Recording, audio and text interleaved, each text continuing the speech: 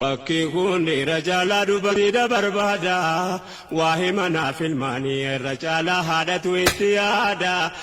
Abba wama jireenya ala deeme barbaada rizqii feduu dubartiirraan keenya rabbiin guddaan yoo cuzrii tahe malee kan isii qonni addaa dhiirri cabsee falaxxee fiduu dirqama qabda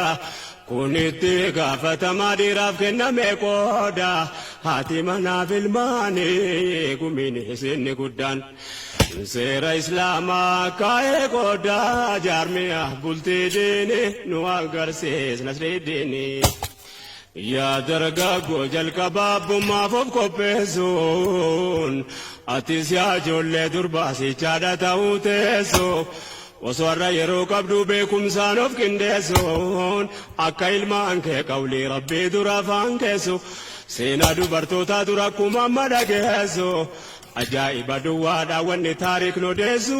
jaraamri islaamaatiif ilmaan ofii qindeessu waan hamleessi jajjabeessu